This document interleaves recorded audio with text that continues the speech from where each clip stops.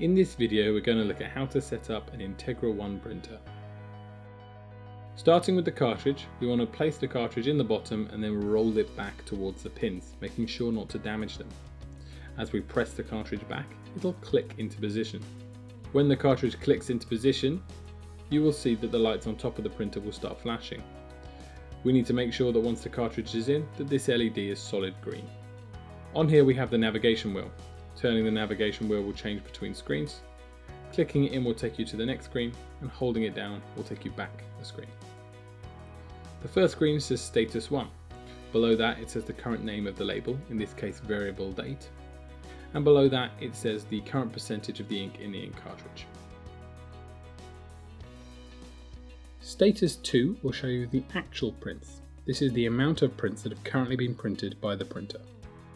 Below that we can see the total amount of prints it believes a full cartridge can print of the currently loaded format.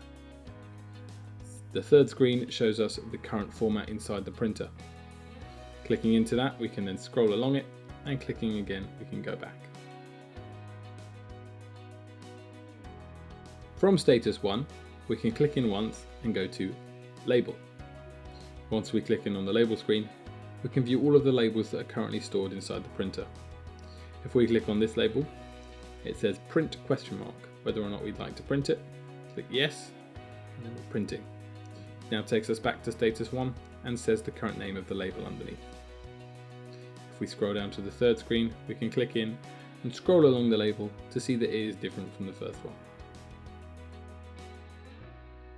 As we go back to Status 1, if we click in again and go back to the label screen by clicking again, we can now go to variable date. This is a variable format, so when we click confirm to print, it'll ask us what we'd like to type in.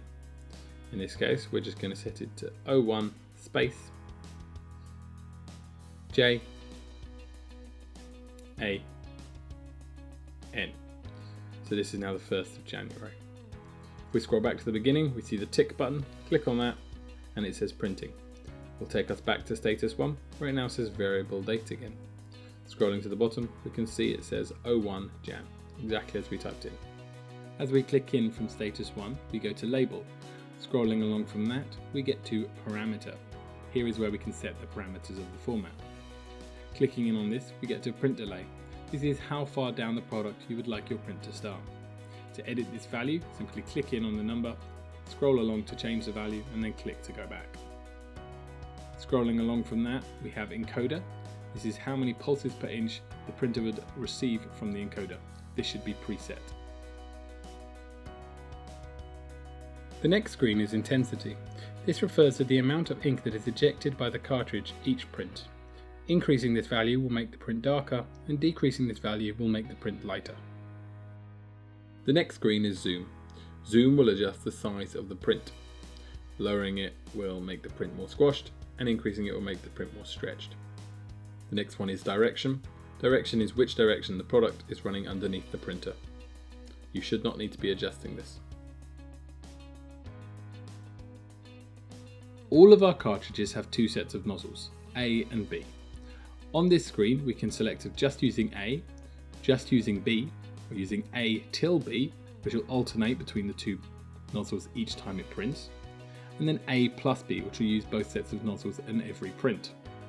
We would advise using just A or just B.